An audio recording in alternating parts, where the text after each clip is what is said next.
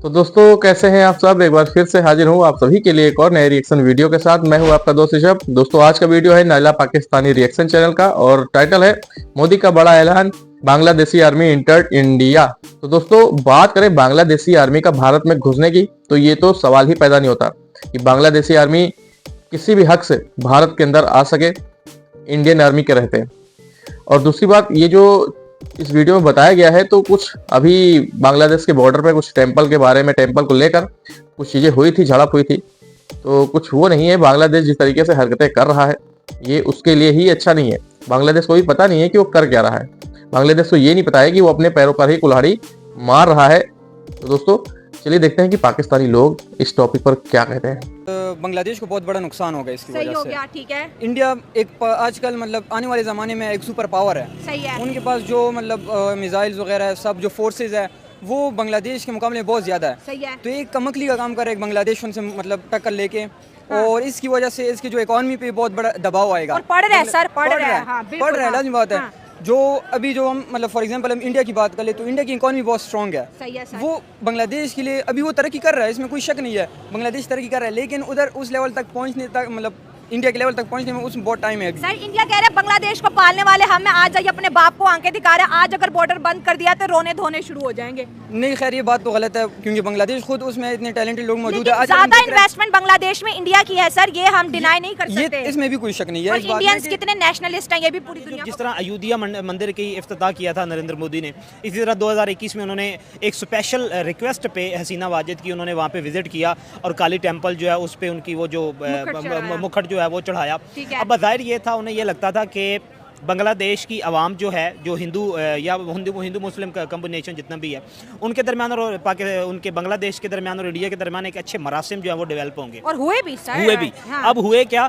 कि इस point of view पे बांग्लादेश हिंदुज़म ने ये लिया, इंडिया वालों ने, कि वहाँ पे भाई जो हिंदू हैं उनको बड़ी मजहबी आज़ादी है, ठीक हो गया, हर किस्म की। तो एक उनके दरमियान ना फ्रेंडली रिलेशन। आप देखें नेशनलिस्ट मैं क्या मेरे किसी दूसरे ममालिक में अगर मुसलमानों के साथ अच्छा बर्ताव किया जाएगा तो ऑटोमेटिकली हमें खुशी होगी, हमारी फीलिंग्स जो है वो डेवलप होंगी। इसी तरह इंडिया, और इंडिया बहुत बड़ी इकोनॉमी है। आप 71 से लेके अगर ये कहें कि फाउंडिंग फादर में बांग्लादेश में इंडिया का ही हाथ था। मुफ्ती बानी को जो सपोर्ट किया था, शेख मुजीबुर रहमान को जो सपोर्ट किया गया था, नो डाउट कि उस वक्त के जो कंट्रोवर्सी थी कि पाकिस्तान की तरफ से भी मजालिम तो बड़े ढाए गए थे, उनके मुंतखब नुमाइंदे को हुकूमत ना देना, ये सारे मामला थे। किसी हद तक अगर हम लोग उसके इंडिपेंडेंट उसका हम तजिया करें तो इंडिया ने बहुत सपोर्ट किया, इंडिया ने उनको सपोर्ट किया, सब दुनिया को पता है जी। अब ये हुआ क्या है कि जब से इनकलाब क्या है, ये नफरत क्या है इंडिया को लेके? वो इंडिया जिन्होंने इन बांग्लादेशियों को पाला है, इनको एक्सपोर्टर बनाया है, इनको दुनिया के अंदर एक कहते हैं जो 2% 3% इनकी करेंसी गाली थी उसको इज्जत दिलाई, आज ये उसी इंडिया के हिंदुओं को जो है परेशान कर रहे हैं, जो है उन पे अटैक कर रहे हैं, इंडिया के खिलाफ नारेबाजी लगा रहे हैं। ये दिमाग इनका अपनी जगह पे है कि हिला हुआ है? देखें इंडियन इकोनॉमी से हम कहते थे कि ये फलां बंदा टके का नहीं है, लेकिन टका जो है वो अगर पाकिस्तान के साथ कंपेयर करें या इंडिया के साथ कंपेयर करें, पाकिस्तान में टके की कीमत जो है वो 30 रुपए तक पहुंच गई थी शेख हसीना के दौर में। तो मतलब एक हमारे से भी ज़्यादा, हम अपने आप को कहते हैं कि बड़ा मजबूत मुल्क है, तो हमारे से भी ज़्यादा चला गया था, तो उसमें मैक्सिमम कंट्रीब्यूशन इंडिया ही की थी। अब हुआ क्या है वहाँ पे कि ये रेवोल्यूशन तो आ गया, रेवोल्यूशन के बाद कोई प्लान ही नहीं था, कोई इकोनॉमी को स्टेबल करने का, लॉ एंड ऑर्डर सिचुएशन को मेंटेन करने का। अब ये देखें कि वहाँ पे जो इलेक्ट्रिसिटी में सबसे बड़े इन्वेस्टर है वो इंडियन है, बिल्कुल। जो टेक्सटाइल में सबसे अडानी साहब जो हैं, आपने बता दिया, जो इलेक्ट्रिसिटी, उसके अलावा जो टेक्सटाइल में इन्वेस्टर हैं वो भी मैक्सिमम जो है। अब ये कह लें कि बांग्लादेश में 75 to 80% जो है वो इन्वेस्टर टेक्सटाइल में भी इंडिया के हैं। इनको ना जो बांग्लादेश के मुसलमान हैं उनको उनके हकूक़ के बारे में उनका तहफ़्फ़ुज़ करना चाहिए, इस तरह नहीं करना चाहिए। ये तो अब उनकी जो गवर्नमेंट चेंज हुई है और वो जो आया उनका फाल यूनुस साहब, हाँ, तो इस तरह उनको नहीं करना चाहिए। उनको उनके राइट्स की प्रोटेक्शन करनी चाहिए जो हिंदुओं के हैं, जो मिनॉरिटीज़ में हैं। अगर हमारे मुसलमान किसी और मुल्क में हों, वो मिनॉरिटीज़ में हों, तो उनके साथ ऐसा किया जाए तो हम भी तो ऐसा ही करेंगे ना सर, दुख पहुंचेगा। हाँ, तो ये बांग्लादेश को ऐसा नहीं करना चाहिए। ये मतलब हालत है वो माइनॉरिटीज़ में, इसका मतलब बिल्कुल ये नहीं कि उन पर जुल्म किया जाए। ये भी मतलब एक बगावत है, एक मतलब जंग की दावत है दूसरे जो इंडिया के साथ, इंडिया की जंग की दावत है इनके साथ। ये इंडिया को जो जंग की दावत दे रहे हैं, अगर इंडियन आर्मी आ गई तो ये क्या टिक पाएंगे? आपको पता है इंडियन आर्मी, नहीं, इंडिया की आर्मी की तादाद बहुत ज़्यादा है। हमें नज़र आ रहा है जो जम्मू कश्मीर में जो हालत की हुई है उन लोगों ने, और इसके मुकाबले में जो बांग्लादेश की आर्मी बहुत कम है। और जो जितनी एडवांस है इंडिया की आर्मी, उतनी एडवांस तो बिल्कुल नहीं है बांग्लादेश की आर्मी। अच्छा, तो तुम मतलब एक मुकाबले ही नहीं है इन दोनों का। तो ये तो बिल्कुल गलत कर रहे हैं इंडिया जो बांग्लादेश वाले हैं। गलत होगी कि पूरी दुनिया में हिंदुइज्म जो है वो सिर्फ इंडिया के अंदर रह जाए, वो श्रीलंका में भी है। नहीं मतलब सबसे ज्यादा मेजॉरिटी 100 करोड़ से ज्यादा श्रीलंका भी एक हिंदू मेजोरिटी कंट्री ही है। ठीक है, ओके। लेकिन फर्क इतना है वो भी मैं आपको फर्क भी बता देता हूँ। फर्क इतना है कि वो एक मुकम्मल वेद किताब के ऊपर अमल करने वाले लोग हैं। वो लोग आइडल वर्शिपिंग नहीं करते। अच्छा। श्रीलंकन की अगर मैं बात करूँ, इंडिया में वो चीज़ प्रिवेलेंट है, वो चीज़ चल रही है, बहुत टाइम से चल रही है, बहुत सदियों से चल रही है।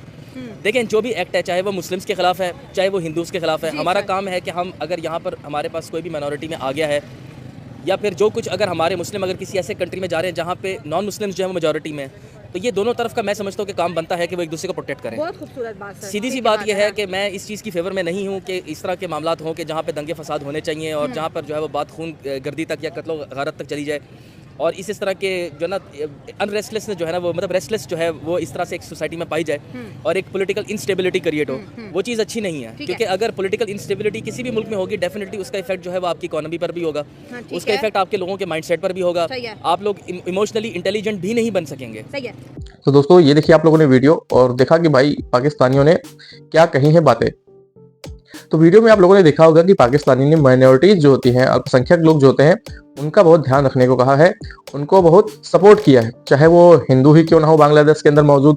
ये बोला है कि हिंदुओं पर ऐसा नहीं करना चाहिए, लेकिन क्या पाकिस्तान और पाकिस्तान के लोग ऐसा खुद अपने देश में कर पाए हैं? ये जो सोच आज इस वीडियो में इन्होंने बताई है, क्या पाकिस्तान के अंदर ये चीज़ें लागू हुई?